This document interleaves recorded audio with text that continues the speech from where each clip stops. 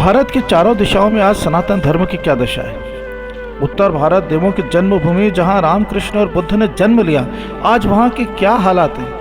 कहते हैं मनुष्य का सबसे ज़्यादा अधिकार उसके ननिहाल में ही होता है, लेकिन हर साल रामनवमी पर अवकाश होने के बावजूद बरसों तक राम को उत्तर भारत के न्यायालयों में अपने अस्तित्व का प्रमाण देने के लिए वंचित होना पड़ा। पश्चिम के द्वारिका में लंबे समय तक कृष्ण का साम्राज्य रहा, लेकिन कलयुग आते आते कृष्ण के द्वारिका सागर में डूब गई, क्योंकि पश्चिम भारत में पाश्चात्य सभ्यता ने अपने पैर जमाने शुरू कर दिए। चाहे मुंबई हो, गोवा हो या दीव दमन, आपको किसी भी सागर तट पर भगवान विष्णु का दिव्य तो छोड़िए, छोटा मोटा मंदिर भी दिखाई नहीं देगा। द्वारिका को छोड़ दें तो पाश्चात्य भारत में आज भगवान विष्णु के प्रति आस्था की कल्पना करना व्यर्थ है। पूर्व में कुरुक्षेत्र के मैदान को भगवान कृष्ण ने अपनी कर्मभूमि बनाकर धर्म की स्थापना की। पूर्व में ही भगवान कृष्ण ने संसार को गीता का उपदेश दिया, लेकिन आज उड़ीसा के पुरी में भगवान जगन्नाथ के अलावा पूर्व में कहीं भी भगवान विष्णु का अस्तित्व नहीं बचा है। दक्षिण में भगवान विष्णु, राम और कृष्ण सभी ने अपने जीवन के संघर्षों से भरा जीवन व्यतीत किया।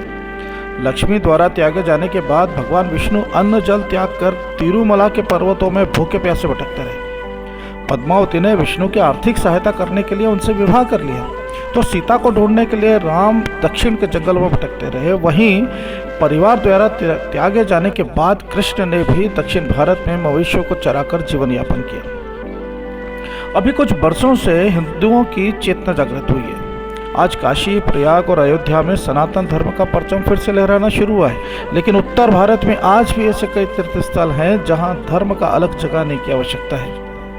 पश्चिम के मुंबई, गोवा, दीव दमन के सागर तट आज बस पिकनिक स्पॉट बनकर रह गए हैं। आज आप इन तटों पर जहां देखेंगे वहां सिर्फ नशे में धुत प्रेमी युगल दिखाई देंगे, जो बेशर्मों की तरह सागर की पवित्र लहरों के बीच अपनी वासना की भूख मिटाते दिखाई देते हैं।